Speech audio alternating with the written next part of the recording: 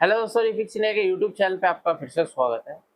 तो दोस्तों, आज की वीडियो में हम बात करेंगे हमारे पैनल में कई तरीके की दिक्कतें जो हमारे को देखने को मिलती है, तो उसको किस तरीके से हम रिपेयर कर सकते हैं। वैसे हमारे पास जो फॉल्ट है वो आपको मैं दिखाता हूँ किस तरीके की दिक्कत है। बेसिकली पैनलों में बहुत सारी दिक्कतें आती हैं जो कि टेक्नीशियन रिपेयर नहीं कर पाते हैं और दूसरी जगह से रिपेयर कराना पड़ता है, जिससे क्या होता है कि सारी अर्निंग जो है उनकी चली जाती है।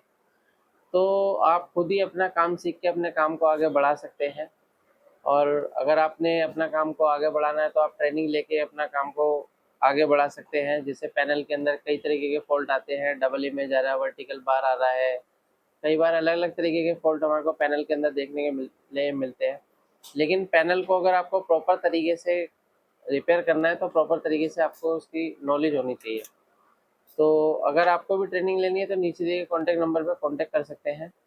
तो चलिए स्टार्ट करते हैं। सबसे पहले मैं आपको इसके अंदर दिखाता हूँ किस तरीके की दिक्कत हमारे को देखने को मिल रही है।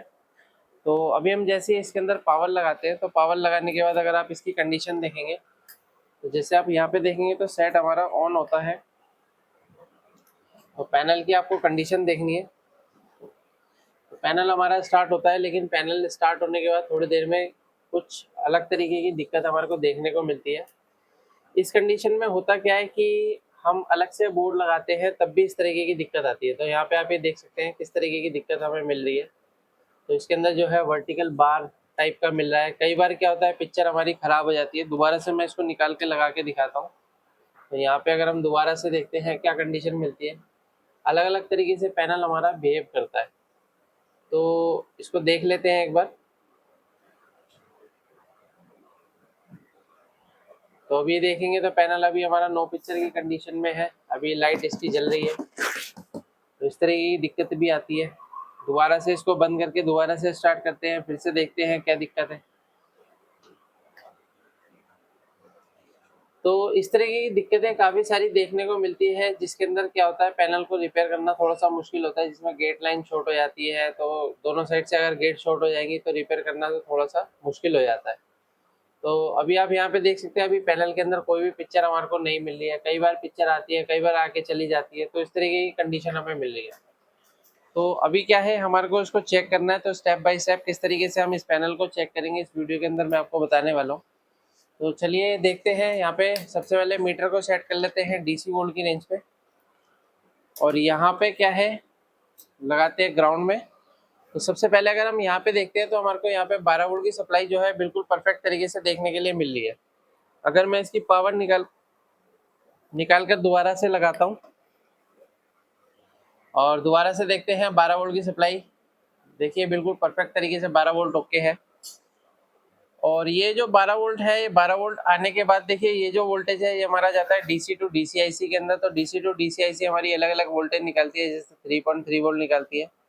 तो सबसे पहले अगर हम देखते हैं तो इसके अंदर 3.3 वोल्ट की सप्लाई जो है बिल्कुल परफेक्ट तरीके से बन रही है। और ये जो 3.3 वोल्ट की सप्लाई है ये जाती है हमारे टीकॉन आईसी के अंदर। तो टीकॉन आईसी में देखेंगे 3.3 वोल्ट ओके है। और यहाँ पे भी देख लेते हैं तो 3.3 वोल्ट ओके है। उसके बाद डीसी टू डीसीआईसी के और भी काम होते हैं, जैसे एवीडीडी वोल्टेज बनाती है। तो एवीडीडी वोल्टेज आप देखेंगे 17 वोल्ट की सप्लाई बिल्कुल ओके बन रही है। 17 वोल्ट के बाद जो है हमारा वोल्टेज बनता है वीजीएच वीजीएल।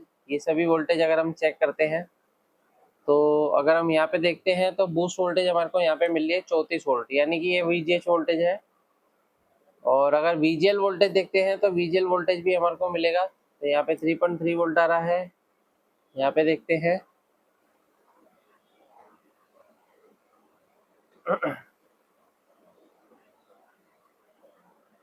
तो अलग अलग जगह हमारे को चेक करना पड़ेगा।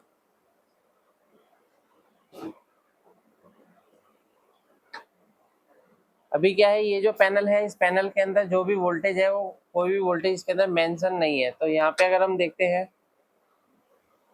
तो यहाँ पे कोई भी वोल्टेज इसके अंदर मेंशन नहीं है। कई सारे जो पैनल होते हैं जिनके अंदर वोल्टेज मेंशन होती है, जैसे वीजीएच का पॉइंट होता है, वीजीएल का पॉइंट होता है। अभी यहाँ पे कोई भी वोल्टेज इसके अंदर हमें नहीं दिखाई दे रही है।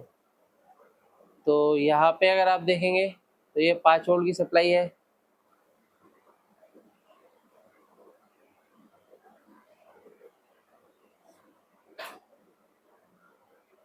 एक बार दोबारा से ऑफ करके ऑन करते हैं।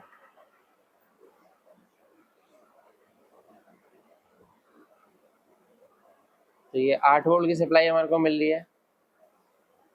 यहाँ पे 3.3 वोल्ट की सप्लाई मिल रही है।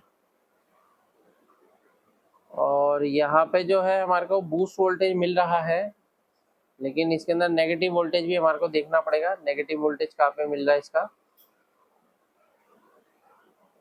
ये 3.3 वोल्ट की सप्लाई आ रही है। तो एक बार देख लेते हैं इसका नेगेटिव पॉइंट कहाँ पर है। यहाँ पे अगर आप देखेंगे तो -6 वोल्ट की सप्लाई हमारे को मिल रही है, नेगेटिव वोल्टेज। तो यहाँ पे इसका जो नेगेटिव वोल्टेज है वो भी बिल्कुल परफेक्ट तरीके से मिल रहा है। और अब आगे चेक करते हैं। तो बेसिकली हमारी जो टीकॉन आईसी है, तो टीकॉन आईसी को 3.3 वोल्ट ओके मिल गया है। और रोम आईसी पे भी अगर हम वोल्टेज चेक करते हैं तो रोम आईसी पे भी हमारे को 3.3 वोल्ट की सप्लाई मिलनी चाहिए, जो कि ओके है। और उसके अलावा देखिए दोस्तों, यहाँ पे जो हमारी टीकॉन आईसी है, तो टीकॉन आईसी के पास में जो और भी एक वोल्टेज जाती है जिसको बोलते हैं हम कोर वोल्टेज। तो ये जो कोर वोल्टेज रहती है ये हमारे रेगुलेटर के द्वारा आती है। कई बार रेगुलेटर के से आती है, कई बार क्या होता है अलग से डिवाइडर बना के दी जाती है। तो अगर हम इसकी इनपुट वोल्टेज चेक करते हैं तो हमारी 3.3 वोल्ट इनपुट हो रही है। और आउटपुट अगर वोल्टेज चेक करते हैं तो आउटपुट में भी हमें 3.3 वोल्ट की सप्लाई मिल रही है। तो यहाँ पे अगर आप देख सकते हैं तो यहाँ पे जो हमारे को थोड़ा सा एक पॉइंट यहाँ पे मिल गया है कि भाई यहाँ पे जो हमारे को वोल्टेज मिलना चाहिए, यहाँ पे 1.2, 1.5 या 1.8 वोल्ट की सप्लाई हमारे को यहाँ पे मिलनी चाहिए। लेकिन यहाँ पे जो वोल्टेज है, यहाँ पे हमारे को वोल्टेज ज़्यादा मिल रही है, जिसकी वजह से हमारे को पैनल में इस तरीके की दिक्कत देखने के लिए मिल रही है। यहाँ पे क्या है कि ये जो हमारी कोर वोल्टेज रहती है जो कि टीकॉन आईसी के अंदर जाती है, अब ये टीकॉन आईसी को ज़्यादा वोल्टेज चला जाएगा तो टीकॉन आईसी कई बार प्रोटेक्शन मोड में चली जाती है। कई बार क्या होता है कि ये टीकॉन आईसी हमारी ख़राब हो जाती है। तो अभी इस कंडीशन में क्या है कि हमारे को एक चीज़ देखनी पड़ेगी कि यहाँ पे जो हमारा रेगुलेटर लगा हुआ है, इस रेगुलेटर को निकाल के हम अलग से वोल्टेज देकर चेक करते हैं क्या कंडीशन रहने वाली है। उसके बाद यहाँ पे अगर हम देखेंगे तो यहाँ पे हम इस रेगुलेटर को निकाल लेते हैं। बेसिकली ये जो रेगुलेटर है हमारा, इसका जो नंबर है FP6166, तो इसका जो नंबर है FP6166, ये इसका नंबर है। तो ये हमारे पास जो सेट आते हैं सारे मैकेनिक से आते हैं रिपेयर होने के लिए। तो इस तरीके की कंडीशनें काफ़ी सारी हमारे को देखने के लिए मिलती है। अगर आप भी ट्रेनिंग लेने आते हैं तो आपको पूरा प्रैक्टिकली देखने के लिए मिलेगा यहाँ पे। तो इसको क्या है, हम यहाँ से रिमूव कर लेते हैं सबसे पहले पेस्ट लगा के।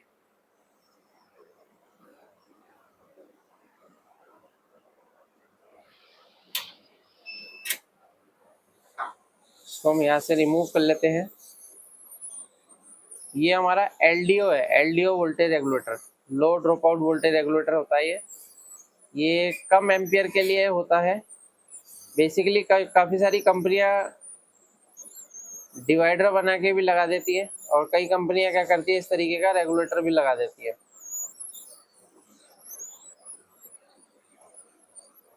इसको हम यहाँ से निकाल लेते हैं। अगर आप यहाँ पे देखेंगे परफेक्ट तरीके से हमारा रिमूव हो गया है। अब रिमूव होने के बाद देखिए दोस्तों, यहाँ पे जो इसका इनपुट वोल्टेज है और यहाँ पे जो है इसका आउटपुट वोल्टेज है, ये जो कैपेसिटर हमारे को दिखाई दे रहा है ये आउटपुट वोल्टेज है। और ये आउटपुट वोल्टेज जो जाता है हमारे टीकॉन आईसी में जाता है। तो अगर हम इसके अंदर चेक करते हैं तो टीकॉन आईसी के कौन से पॉइंट पे हमारे को ये देखने के लिए मिलता है।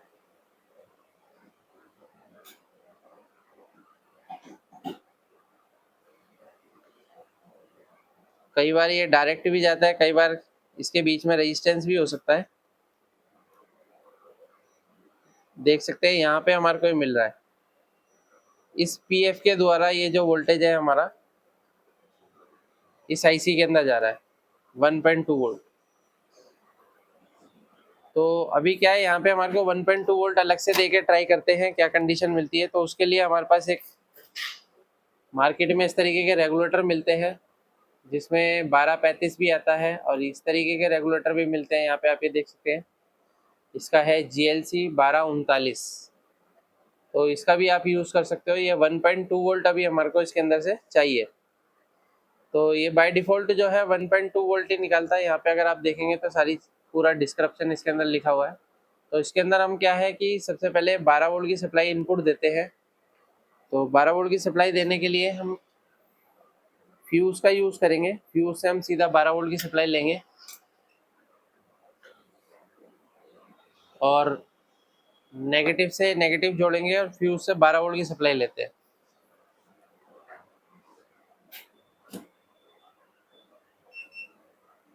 तो यहाँ पे क्या है, हम नेगेटिव ले लेते हैं इस तरीके से,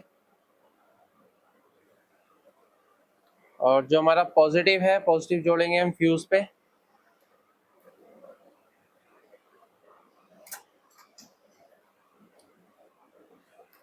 तो ये हमारा फ्यूज लगा हुआ है, यहाँ से हम ले लेते हैं, और ये हमारा आउटपुट वोल्टेज रहेगा जो हम जोड़ेंगे सीधा कैपेसिटर पे। तो कैपेसिटर पे हम यहाँ पे भी जोड़ सकते हैं, यहाँ पे भी जोड़ सकते हैं, बात एक ही है। तो हम यहीं से जोड़ लेते हैं क्योंकि ये जो पॉइंट है थोड़ा सा मोटा है।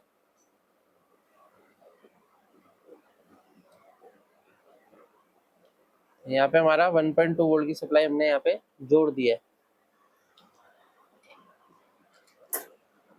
अभी सेट को ऑन करके देखते हैं सेट की क्या कंडीशन है।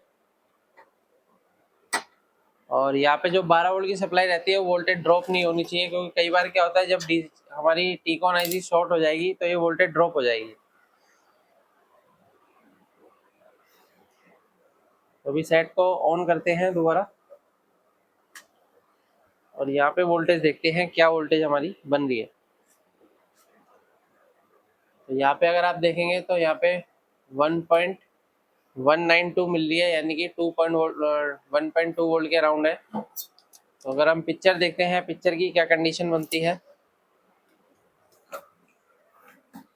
तो अभी आप यहाँ पे देख सकते हैं अभी हमारा जो पैनल है बिल्कुल प्रॉपर तरीके से चल रहा है।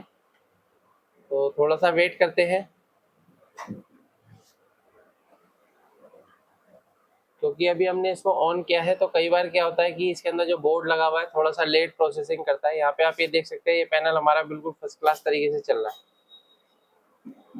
पहले पैनल हमारा चल के बंद हो रहा था, तो अभी देख सकते हैं पैनल हमारा फर्स्ट क्लास चल रहा है। दोबारा से ऑफ करके ऑन करते हैं और फिर से देखते हैं क्या कंडीशन बन रही है।